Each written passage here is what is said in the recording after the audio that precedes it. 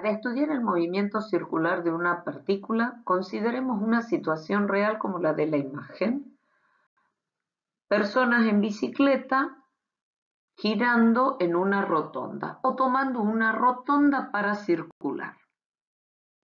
La trayectoria de las partículas se puede pensar como una circunferencia.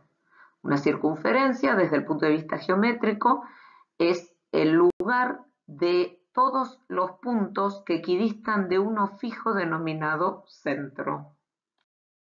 El movimiento circular es un movimiento en el plano o en dos dimensiones, y para estudiar las posiciones que va tomando una partícula sobre la trayectoria, es necesario utilizar algún sistema coordenado.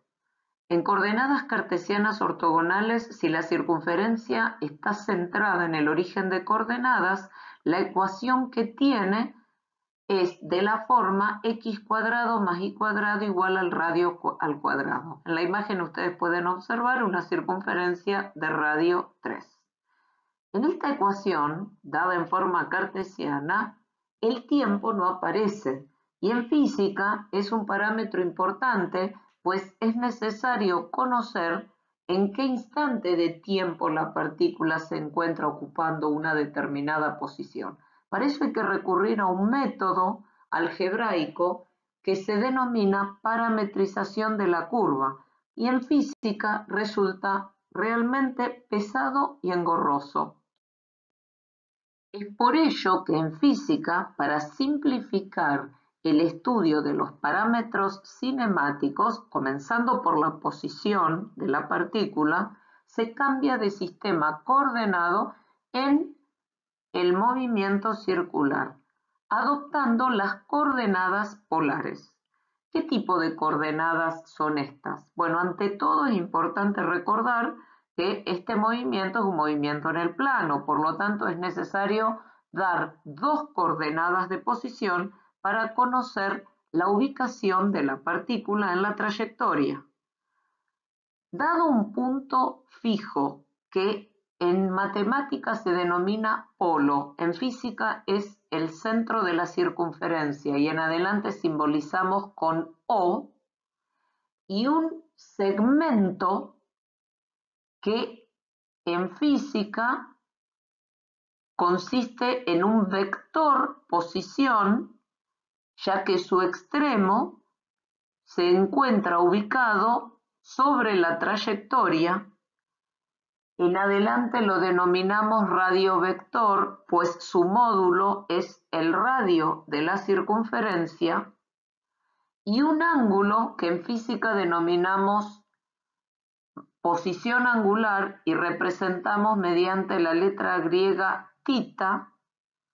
Las coordenadas polares son aquellas que tienen como primer componente el módulo del radio vector y segunda componente la posición angular. Por ejemplo, en la imagen, si quisiéramos dar la posición en coordenadas polares del punto P, diríamos que se encuentra en un radio de 3 centímetros sobre la circunferencia a 30 grados. Recuerden que por convenio el ángulo se mide a partir de la horizontal. Entonces, en un movimiento circular, la trayectoria de la partícula es una circunferencia de centro O. Θ es la posición angular. La diferencia entre dos posiciones angulares cualesquiera se simboliza como delta θ y representa el desplazamiento angular. Y el módulo del radio vector es el radio de la circunferencia.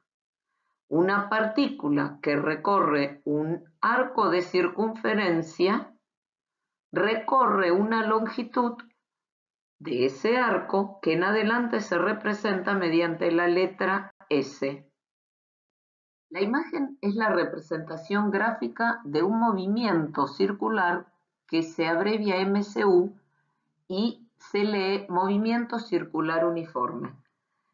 En él, dado que la trayectoria de la partícula es curvilínea, La velocidad instantánea se representa gráficamente como un vector tangente a la curva en el punto.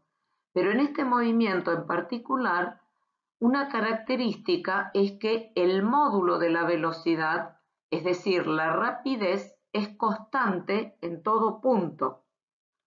Es decir, la velocidad solo cambia la dirección. Por lo tanto, no hay una aceleración tangencial que cambie el módulo de la velocidad. Decimos que la aceleración tangencial vale 0. Entonces aparece una única aceleración que se denomina centrípeta, ya que esta es la que cambia la dirección de la velocidad tangente o instantánea. Pensemos lo siguiente.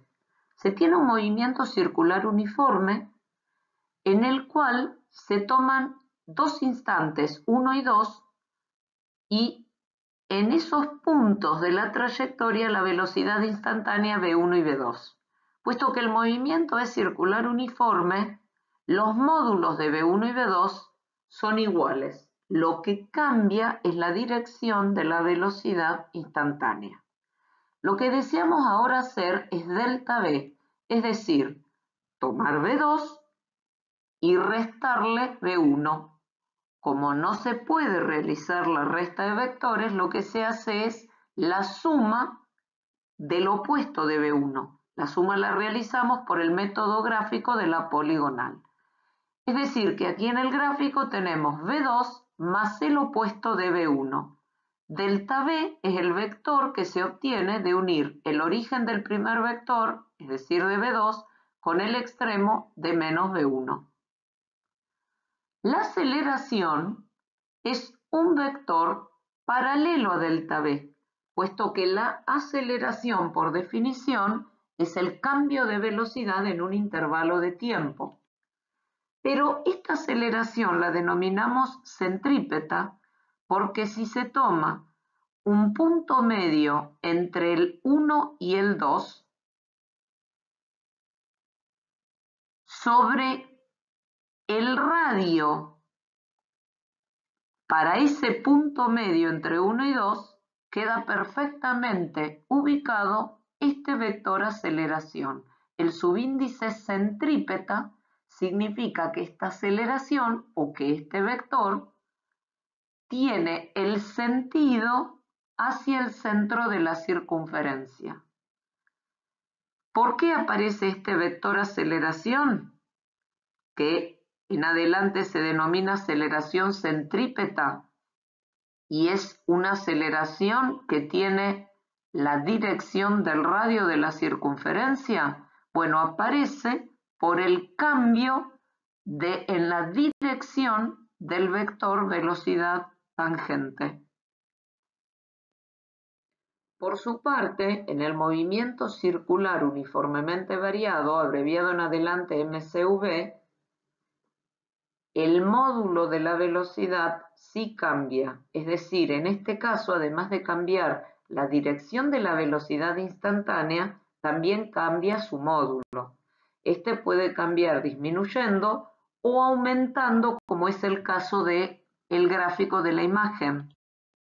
Puesto que en este movimiento la dirección de la velocidad cambia, la aceleración centrípeta siempre está presente en todo instante, pero como además cambia el módulo de la velocidad, entonces también hay una aceleración que se denomina tangencial e igual que la velocidad instantánea está ubicada sobre la recta tangente a la circunferencia en el punto que se está estudiando. En realidad, no es posible que en un mismo instante una partícula tenga dos aceleraciones.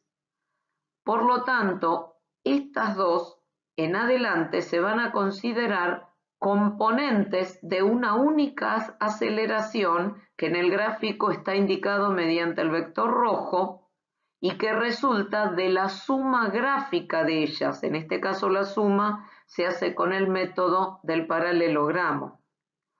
Es decir, El movimiento circular uniformemente variado es un movimiento que tiene una aceleración, el vector rojo, que está dirigido hacia el interior de la curvatura, se dice hacia adentro de la curvatura, y que tiene dos componentes: una aceleración centrípeta en la dirección del radio, que le hace cambiar la dirección a la velocidad instantánea, y una aceleración tangencial en la dirección de la recta tangente a la circunferencia, que le hace cambiar el módulo a la velocidad instantánea.